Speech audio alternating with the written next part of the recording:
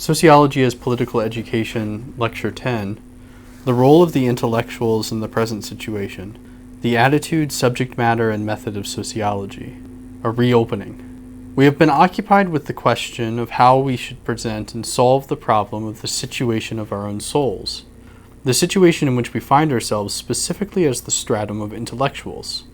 You will recall that the question of regression arose, that we posed the question about the possibility of reprimatization becoming necessary, and that we conceded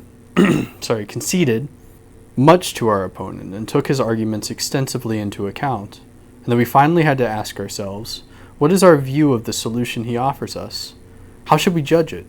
Our own answer was that the solution could only be dialectical. One cannot say unequivocally that we must simply renounce our own character, which has been refined and which has taken upon itself all the burdens of knowledge.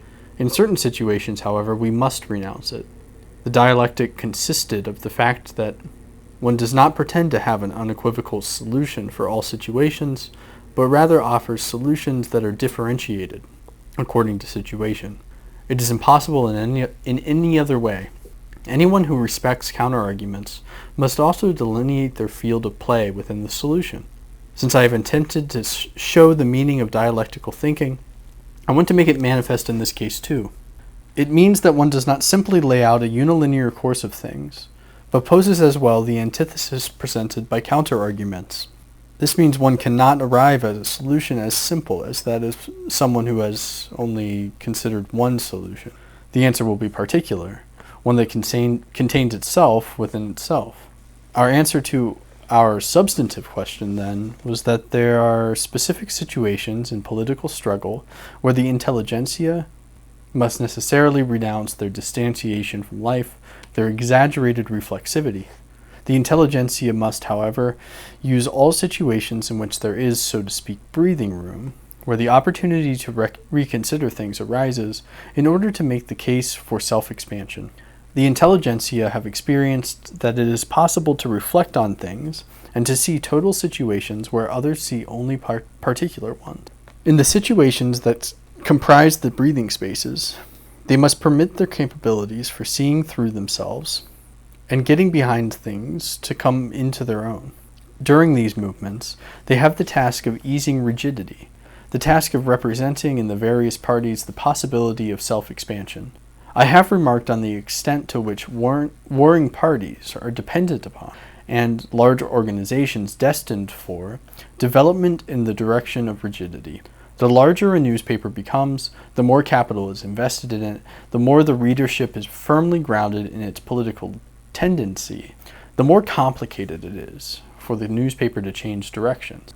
The readership becomes accustomed to a certain spiritual attitude, and if someone in the leadership were to determine that that attitude was wrong, he would have to redirect the entire organization, the investors, and the readers.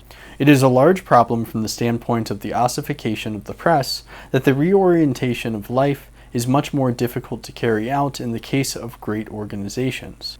The same is true of parties. They are much harder to redirect than sects or individuals. But life has a structure that presses towards redirection. It presents new situations to which one must attune oneself, which one must newly evaluate.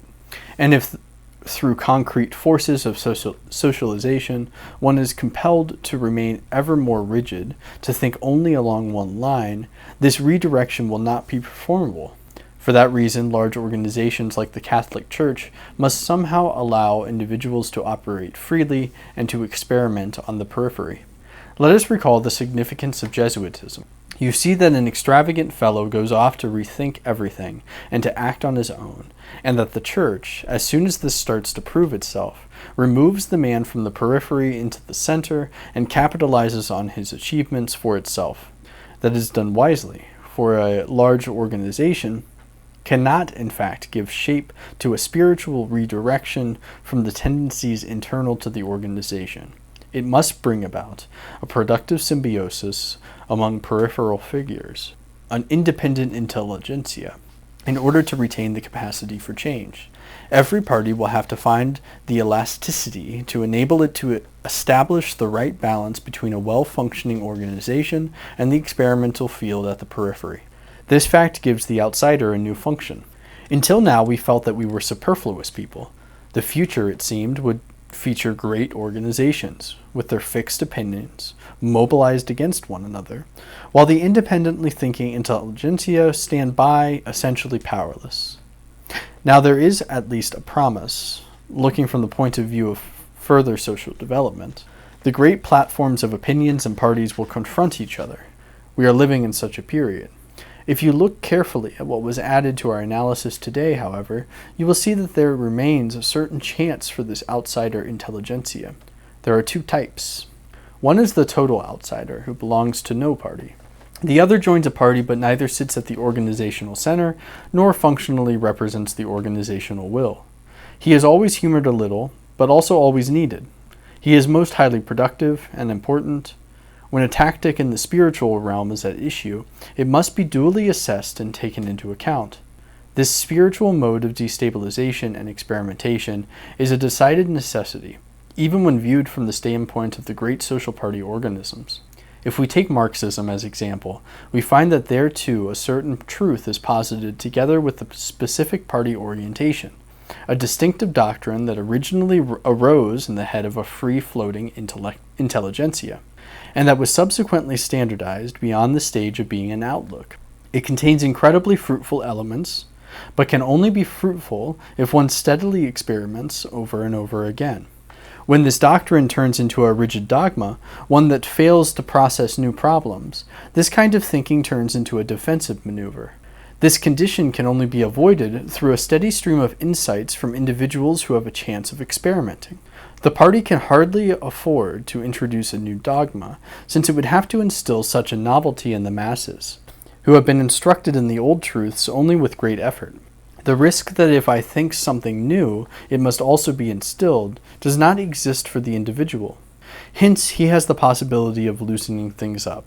Things that have traditional importance for the organization do not constrain him. This relative, not absolute freedom, provides the individual with the opportunity of seeing something here or there that the other fails or does not wish to see, although he could see it too. If the outsider stratum is working right, it must also be given a chance of gaining acceptance for itself and its truth. At the periphery of every organization, there must be a level of new discoveries, a possibility for discussion, where experimentation goes on. That is the point of the insight I have been offering you. Provided with this chance, we must understand that we cannot renounce our native ability to call things into question. Those whose task it is to represent party discipline and the established worldview will reproach us for this. They will note the negativism in our conduct and judge us to be unreliable customers. In the interest of the productivity and fruitfulness of the party, however, one must not renounce this capability, which comes from being an intellectual, the ability to see things not only from one side, but from many. That is our answer to the question whether the intellectual should join in with the party. For he knows that alone he is nothing in a world where only collective forces can create reality. But he must not identify himself totally. He must know that his function consists in constantly seeking and expounding the right perspective.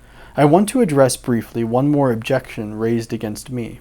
Quote, "If you propose to us that we accept regressions when necessary, because it is also regression if one occasionally renounces the work of loosening things up, then you are teaching a truth that would be unhappy to accept, namely, that all social life necessitates lying. One might say that fascists can do this with justification, since they confess that one must renounce one's own ultimate truth in conflict situations, since such questioning would stir up uncertainty. They confess that all socialization requires the lie." End quote. The question just formulated arises in my view of necessity, and I have earlier pointed out that the basic concept of the necessary evil was already promoted by Nietzsche, who promoted with its help and in sophisticated form the social significance of the lie. I would like to set before you a passage from Beyond Good and Evil. Quote, "The falseness of a judgment is for us not necessarily an objection to a judgment. In this respect, our new language may sound strange. The question is to what extent it is life-promoting, preserving, and cultivating. And we are fundamentally inclined to claim that renouncing false judgments would mean renouncing life. To recognize untruth as a condition of life, that certainly means resisting the emphatic feeling for truth in a dangerous way. And a philosophy that risks this would by that token place itself beyond good and evil." End quote. See Nietzsche, 1966, pages 11 to 12. Listening to this quotation, it must be clear to you that in its deep structure, it is a form of solution that we call fascist. Nietzsche's greatness lies in the fact that he anticipated a crisis of the soul at a time when few could see it, that he anticipated something that confronts us as a problem, so to speak, in everyday life, that he anticipated all this in his isolation. The shock is just as great today as then. But today, because of the dynamics of the dispute, we are further along in alternatives to this solution. He was right when he observed empirically that the truth people possess does not fall from the skies, but is driven by vital impulses, and that this truth does not exist in a free-floating realm, but is connected with human beings, their desires and instincts for life, and that these differed according to their different situations, and that life can only understand truth from the lives of men. To this point, I subscribe fully to his thesis. The sociology of knowledge has no objective other than to transform this intuitive insight into methodical research, by means of which one first makes claims from case to case, and then empirically shows how it is that a given life solution belongs to a given life situation.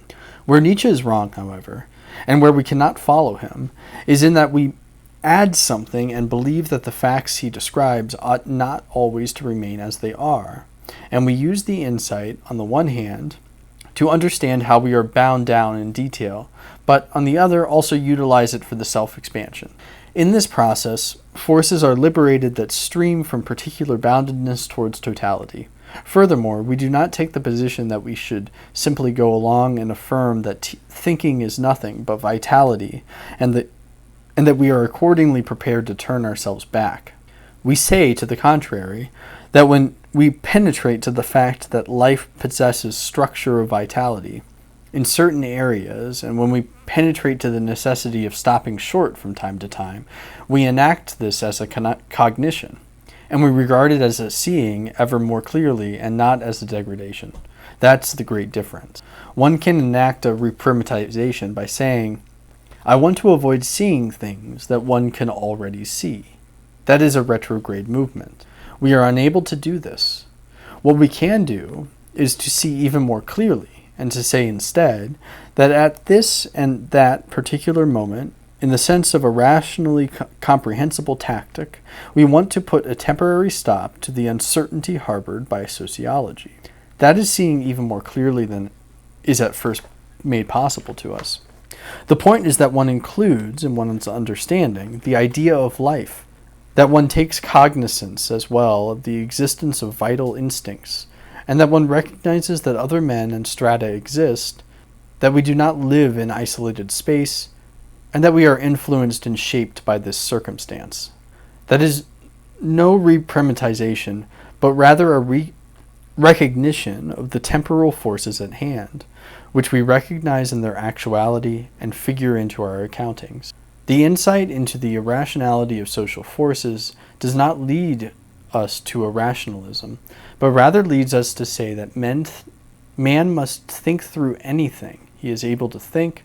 He must take cognizance of the life existing in the actuality of his times and orient himself to it, especially when the society is in shock.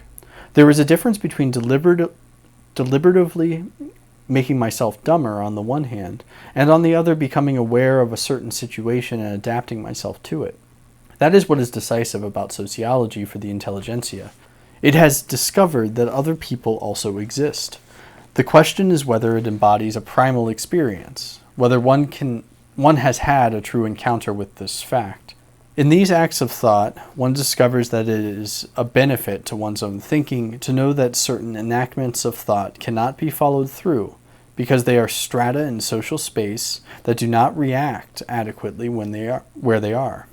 If I were to keep doing what I would do as an individual, my thought would be in danger of being isolated. One discovers in the course of becoming reflexive in this way that there are things that contain another world, that my experience cannot fulfill itself because there are, in the final analysis, members in the society who could not keep up with this, that the existence of other strata enters into my private life. That my own experience is interwoven with other lives is the most authentic discovery of sociology. That is how it is with language. My words are not my contribution. Each one is already given. The fate of the language community contains the fate of the community of thought.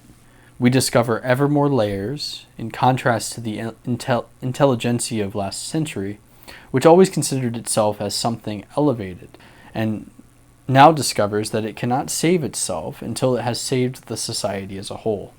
That is affected not only by the political deed, but also by one's own reorientation, so that one is able to think through situations, including one's own, in a sociological manner, and that one possesses the sociological problem of the intellectual by oneself, that one sees that we are in quite a unique position of running ahead of vital life, a position that I must always encompass in the position of the whole.